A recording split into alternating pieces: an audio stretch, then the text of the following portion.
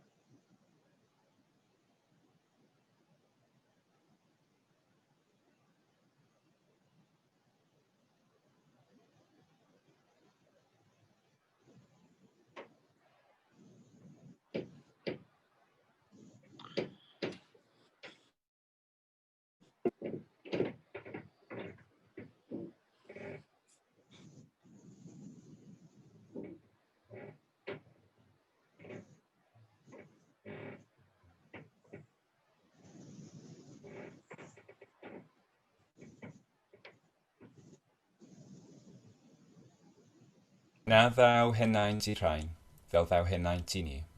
Ni gall oed ei flinderu na'r flynyddoedd ei chonemio. Wrth fachlyd hael ac yn y bore, fe cofion am... Amen. Nawr, os dyn ni'n gallu, da ni am clywed a chanu ein hunain efo Lyn ac Ann yn canu o fy Iesu bendigedig. Falle mae'n bosib, ond falle gawn ni trafferthion technegol.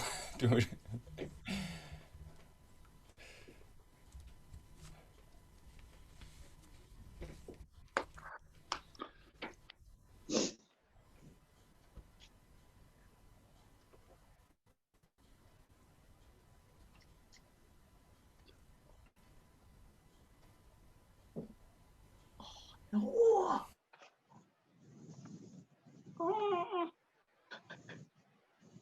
Does dim ots, Paula.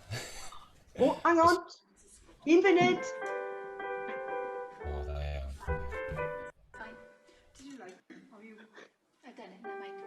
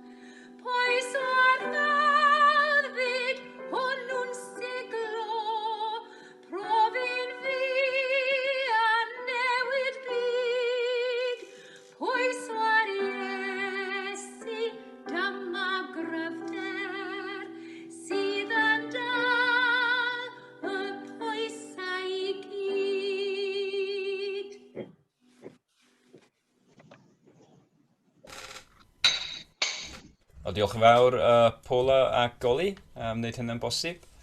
Dwi'n diolchgar nawr i Andrew Johnson arwain ni efo ein darlleniad heddiw sy'n dod o Efengl Mathew, penod 5 ar 20. Hwyl da chi gyd. Dyma fe, Mathew penod 25 adnodau 1-13 o gyfieithiad y Beibl Cymraeg newydd. Dameg y Degeneth. Y pryd hwnnw, bydd teyrnas nefoedd yn debyg i 10 o enethod, a gymerodd ei lampiau a mynd allan i gyfarfod â'r priodfa. A roedd 5 ôl a 5 yn gall. Cymerodd y rai ffôl ei lampiau, ond heb gymryd olew gyda nhw. Ond cymerodd y rhai call gyda'i lampiau olew mewn llestri. Gan fod y priodfab yn hwyr, yn dod aethant i gyd i hepian a chysgu. Ac ar ganol nos daeth gwaith. Dyma'r priodfab i'w gyfarfod. Yna, cododd y genethod hynny i gyd a pharatoi ei lampiau. Dywedodd y rai ffôl wrth y rai call, rhowch i ni beth o'ch olew, oherwydd mae'r lampiau ni yn diffodd. Atebodd y rai call, na, yn wir, ni fydd digon i ni ag i chwithau. Well i chwi fynd at y gwerthwyr a phrynu peth i chwi eich hunain. A thra oeddent yn mynd i brynu'r olew, cyrhaeddodd y priodfab ac aeth y rhai oedd yn barod i mewn gyda gef i'r wledd biodas a chlywyd y drws. Yn ddiweddarach, dyma'r genethod eraill yn dod ac yn dweud, Sir, agorwch y drws i ni. Atebodd yntau, yn wir, rwy'n dweud wrthych, nid wyf yn eich adnabod. Wyliau dwys gan hynny, oherwydd ni wyddwch na'r dydd na'r awr. Diolch. Diolch, Andrew.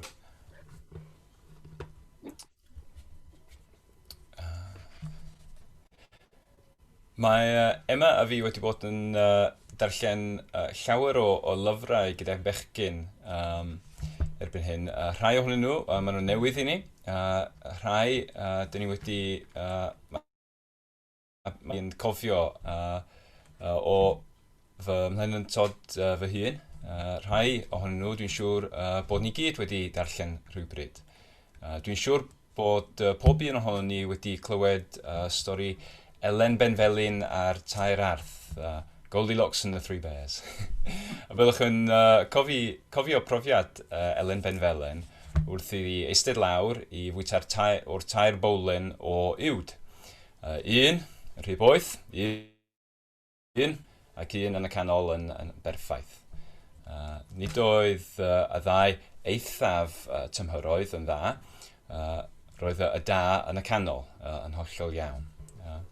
Ac i edrych at rhywbeth rhwng dau eithaf, y lle yn y canol, dyna beth ni'n edrych arno heddiw. Nid i sôn am sut i wneud frecwast da, ond am y newyddion da sydd gen Dduw i ni.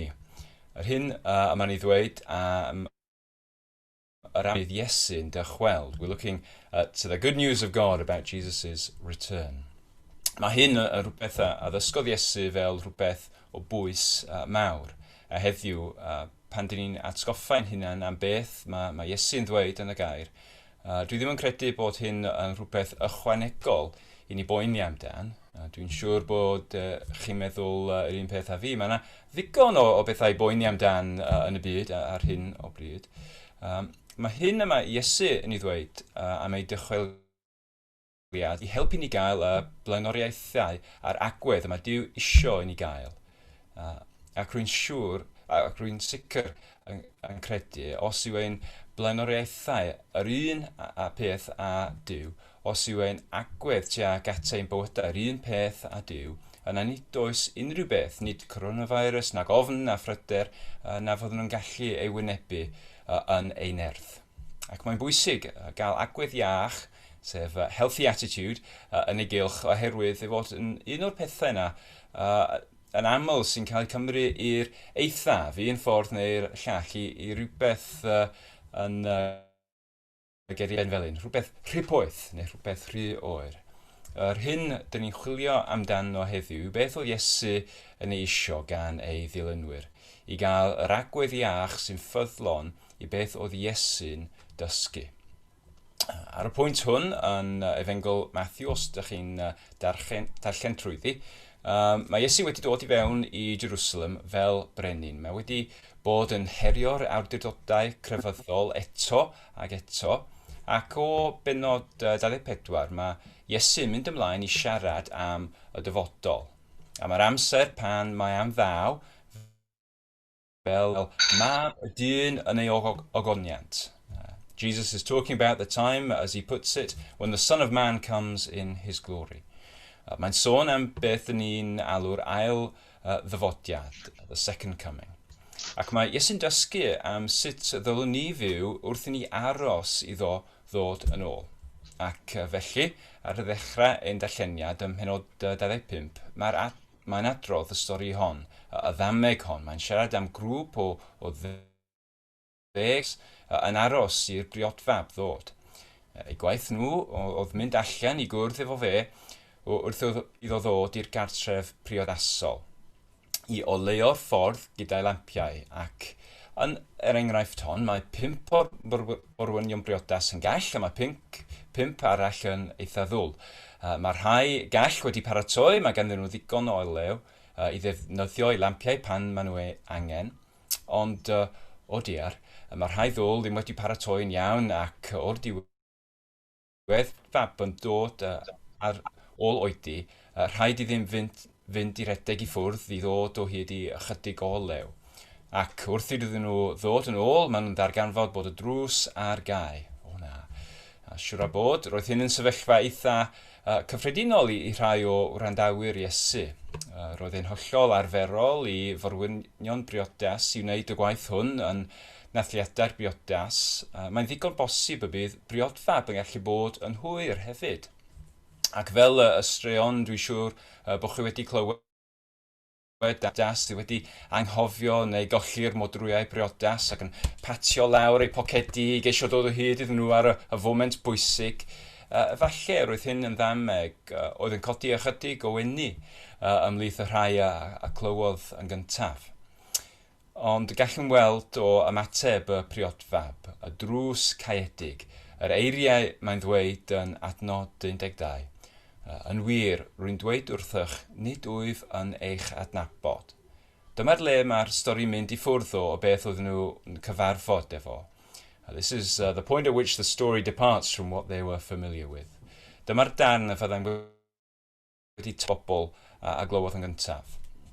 Oherwydd nad yw Iesu'n adrodd stori ddoniol am forwynion briodas ddwl i wneud i bobl chwerthin, mae'n dysgu dameg o deyrnas dduw. Mae'n sôn am fater o fywyd tragweddol neu am farwolaeth. Mae'n siarad am rhywbeth mor bwysig, am sut dyn ni i baratoi ein hunan wrth i ni aros iddo fe dod yn ôl. Ac felly, mae'n gorffen efo'r geiriau hyn yn adnod 13. Gwyliwch eich hunan felly. Dych chi ddim yn gwybod y dyddiad na'r amser o'r dydd pan fyddai'n dod yn ôl. Neu yn Saesneg, therefore keep watch, because you do not know the day or the hour. Nawr, pan fydd Iesu'n dod yn ôl, fel mae'r Beibl yn ei ddweud, fydd hi'n amser mor sylweddol. Mae gen ni lun ohono ar ddiwedd llythyr y datguddiad trwy y iaith mae'n defnyddio, iaith o luniau. A mae lun am darllen y darn hyn gael rhyw lun o beth mae Iesu'n sôn amdan.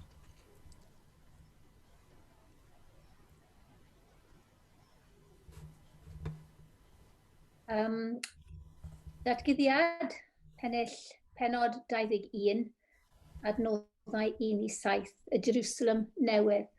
Yna, gwelais nefoedd newydd a daear newydd. Roedd y ddaear a'r awyr gyntaf wedi diflannu. Doedd y môr bodoli ddim mwy. Dyma fi'n gweld y ddinas sanctaidd, y Jerusalem newydd, yn dod i lawr oddi wrth Duw yn y nefoedd. Roedd yn edrych fel merch ifanc wedi gwisgo'i hardd ar gyfer ei phriodas. Wedyn, clywais lais o'r orsedd yn cyhoeddi'n glir. Bellach, mae pabell Duw yng nghanol y bobloedd. Bydd yn byw yn eu canol nhw, a byddwn nhw'n bobl iddo. Bydd Duw ei hun gyda nhw, a fe fydd ei Duw nhw. Bydd yn sychu pob deigryn. Bydd dim marwolaeth o hyn ymlaen, dim galaru, dim wylo, dim poen. Mae pethau fel roedden nhw wedi mynd. Dyma'r un oedd yn eistedd ar yr orsedd yn diwedd. Edrychwch, rwy'n gwneud popeth yn newydd, meddai wedyn, ysgrifenna hynny i lawr. Mae beth dwi'n ei ddweud yn gwbl ddibynadwy ac yn wir. Meddai wrtho i, dyna diwedd y cwbl. Fi ydy'r alpha a'r omega, y dechrau a'r diwedd. Roedd ffynnon dŵr y bywyd i rai hynny sy'n sychedig, yn rhad ac yn ddim. Bydd y rai sy'n ennill y frwydr yn etibeddu'r pethau yma i gyd. Fi fydd ei Duw nhw, a byddwn nhw'n blant i mi. Diolch, Lyn. Neges Iesu i'w ddilynwyr yw hyn. Byddwch yn barod, paratoi eich hunan nawr, achos dych chi ddim yn gwybod y ddyddiad na'r amser o'r dydd pan fyddai'n dod yn ôl. Mae Iesu yn ceisio dysgu ei dilynwyr. Peidiwch â bod fel y merwonion briodas ddwl. Byddwch yn bar hyn sy'n mynd i ddigwydd. Mae Iesu'n dweud wrthym, paratowch eich hunan nawr, oherwydd bydd na amser pan fydd y cyfle i baratoi wedi ei orffen. Mae'n neges Iesu yn eitha syml i'w ddeall, ond sut olwg sydd arno pan dyn ni'n ceisio byw yn y ffordd hon. Mae'n rhywbeth pwysig oherwydd mae'r neges syml hon o Iesu yn aml yn mynd i'r eithafion. Jesus' words, his instruction are relatively simple. Keep watch because you do not know the day or the hour, but it's often taken to extremes. Un o'r eithafion hynny yw'r un da ni'n gallu galw'n rhy boeth, too hot, i defnyddio'r iaith Elen Benfelyn. Mae'r pwyslais ar hanner cyntaf o beth mae Iesu'n ei ddweud. Gwyliwch eich hunan felly. Ffordd o fyw fel petai Iesu'n dod yn ôl yn fuan iawn. A dros y canrifoedd a'r blynyddoedd, mae llawer o bobl wedi dweud sut mae Iesu'n mynd i ddod yn ôl ar rhyw ddyddiad penodol, ac mae llawer o bobl wedi ei ddilyn. Mae'n neges gref iawn. Dwi'n siŵr dros y we heddiw, nid yw wythnos yn mynd heibio heb i rhywle ddatgan bod ganddyn nhw rhyw wybodaeth arbennig ynglyn â phryd yr union y mae Iesu'n dod yn ôl. Mae rhai, dwi'n siŵr, wedi defnyddio ein profiad efo coronavirus fel cyfle i sôn am hyn eto. Gall yr eithaf hwn gynhyrchu math o ddisgybliaeth sy'n llawn cymhelliant. When we think that Jesus is going to return very soon, indeed, this attitude can produce a very motivated form of discipleship. Ond mae'n dod hefyd efo pheryglon i ni. It comes with dangers too. Gall dynnu sylw ni i ffwrdd o wasanaethu yn deyrnas Duw yn ein cymuned ni nawr. Gall wneud bobl yn agored i gael ei exploitio gan athrawon ffug. A gall wneud ein bywyd Cristnogol mor ganolbwyntio ar y tymor byr. Bydd bod yn anwybyddu'r tymor hir ac i fethu a buddsoddi ein amser, ein egni, ein adnoddau yn y tymor hir mewn ffordd y bydd cenhedlaethau'n dyfodol yn ddiolchgar. Ac yn fwy pwysig na hynny felly, falle, mae'n anwybyddu geiriau Iesu ei hun bod dyn ni ddim yn gwybod y dyddiad na'r amser a fydd ein dod yn ôl. Os yw'r eithaf hwnnw yn rhy boeth, mae'n eithaf arall, yr un rhy oer. Mae'n un sy'n bwysleisio yr ail darn o beth Iesu. yr un dyn ni newydd glywed, bod ni ddim yn gwybod yr amser o'r dydd na phan ddawr Iesu yn ôl. Mae'r ffordd o hyn o fyw sy'n credu, os yw Iesu'n dod yn ôl, yna mae'n debyg na fydd yn digwydd yn ein oes ni, falle na fydd yn digwydd 100 neu 1000 o flynyddoedd o nawr. Mae ffordd i fyw heb unrhyw synwyr y gallai Iesu ddod yn ôl mewn adeg dyn ni ddim yn disgwyl. Ac mae'n bosib i'r olygfa eithafol hon gynnyrchu math araf a chyson o ddisgyblaeth, ffydd bwyllog sy'n dal ati flynedd i flynedd. Ond y perygl yw bod yn cynhyrchu ddisgybliaeth eitha ddiog, y math o ffydd sy'n rhy araf i wneud y beth sy'n angen oherwydd ei bod hi'n edrych yn anodd. Mae'n rhy araf i faddau pobl pan mae angen wneud hyn. Mae'n falle rhy araf i rhannu newyddion dda Dduw, neu'r stori o beth mae Duw wedi wneud yn ein bywydau ni, efo ffrind, efo rhywun yn y gwaith. Mae'n rhy araf weithiau i ddilyn Iesu fel y mae wedi gofyn i ni wneud. I ni godi ein croes a'i ddilyn, i farw i'n hunan mwyn i ni ddarganfod y bywyd sydd ynddo. Mae'r agwedd eithafol hwn yn anwybyddu darn gyntaf o beth wedodd Iesu. Gwyliwch eich hunan felly, keep watch. Ac unwaith eto, mae'r agwedd eithafol hwn yn methu cynhyrchu'r ymateb o'r Iesu eisiau ei dderbyn.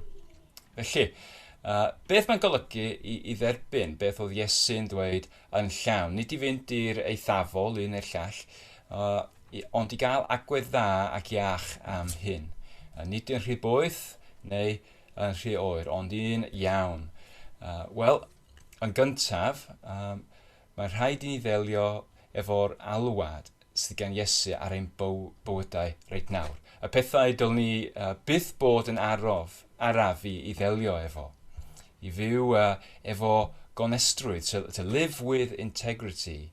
Mae'n alwad i fyw fel petai Crist yn dod yn ôl heddiw. I ddelio heddiw efo beth sy'n pwysig go iawn.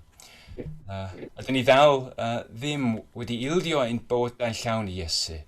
Wel, nawn ni wneud rhywbeth amdani heddiw. Ydyn ni ddim wedi maddau rhywun sydd wedi gwneud cam i ni. Mae rhywbeth i delio efo heddiw. Os na rhywun dyn ni ddim wedi gofyn am faddeuont, achos dyn ni wedi eu camdrin nhw, mae rhywbeth i delio efo heddiw. Os na rhywun ych chi'n gwybod sy'n agor i glywed dipyn am Iesu a'i newyddion da, mae amser heddiw i'r dydd sy'n i wneud rhywbeth amdani. Os na rhywbeth mae Duw wedi bod yn gofyn i chi wneud ers misoedd neu flynyddoedd, wel dylwn ni wneud rhywbeth amdani heddiw pan mae ddal amser. Dyna'r galwad ar heddiw. Mae'n galwad hefyd ar beth ti'n galw fe? The long term.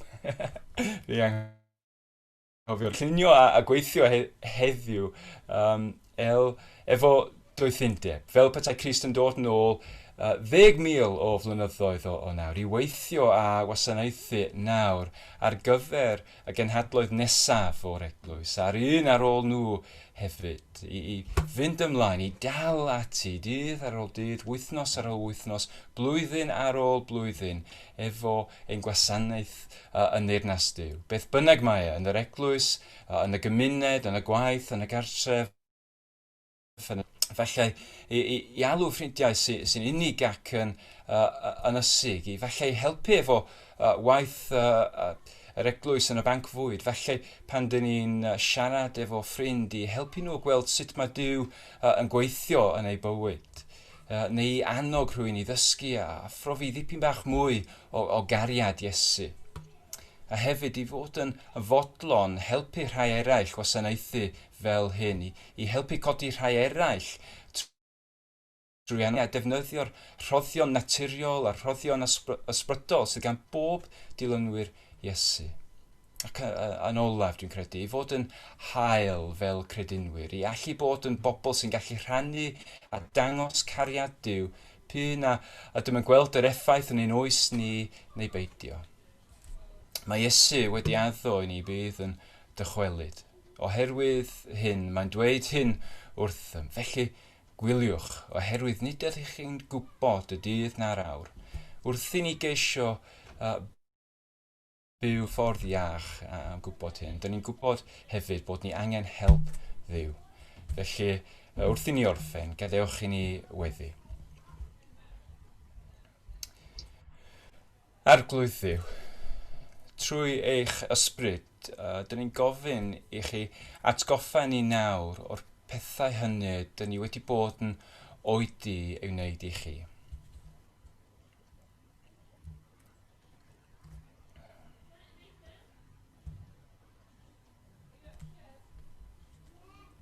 Dyn ni'n gofyn i chi wneud i rhoi dy dewter a'r nerth i ni, i wneud rhywbeth amdan nhw heddiw. I beidio bod yn araf neu yn oedi, ond wneud rhywbeth amdan nhw heddiw. Arglwydd Iesu hefyd, dyn ni'n gofyn i chi rhoi i ni doethindeb am y penderfyniadau a wnawn ar gyfer i dod.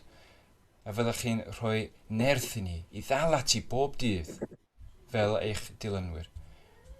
A fyddwch chi'n helpu i ni i ddal gafael yn dyn ar y pethau sy'n bwysig i chi. A helpwch ni i ollwng gafael ar y pethau sydd ddim yn bwysig i chi.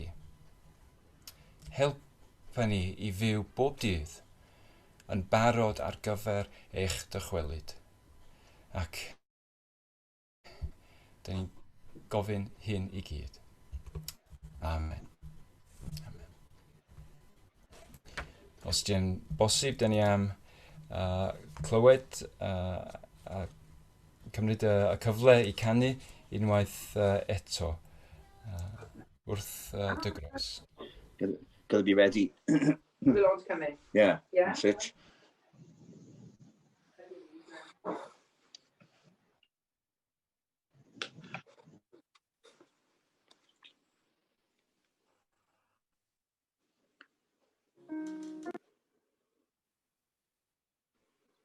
Did I?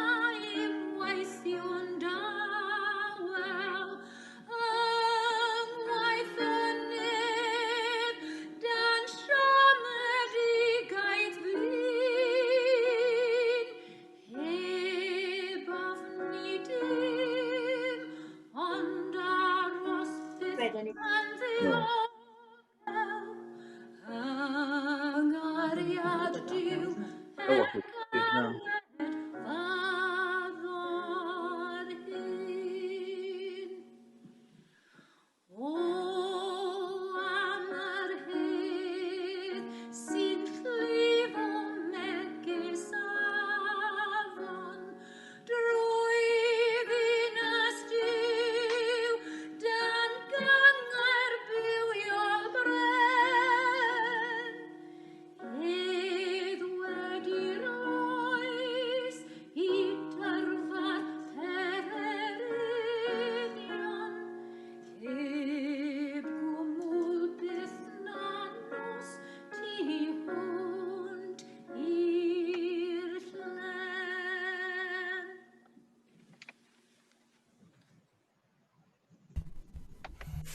Diolch. Wrth i ni ddod â pethau i ben, da ni am gorffen efo bendith o llythyr Judas. Clod i ddiw. Fe di'r unig i'ch cadw chi rhag llithro. Fe fydd yn eich galw i mewn i'w gwmni bendigedig yn gwbl ddifau i gael profi ei llawenydd anhygoel. Fe ydy'r unig ddiw sy'n ein hachub ni drwy Iesu Grist ein harglwydd.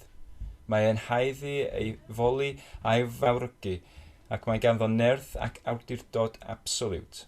Mae hynny o'r ddechrau gyntaf, a nawr yn y presennol ac am byth. Amen. A nawr mae rwan ni ar y ffidl i canu dan dy bendith i gorffen.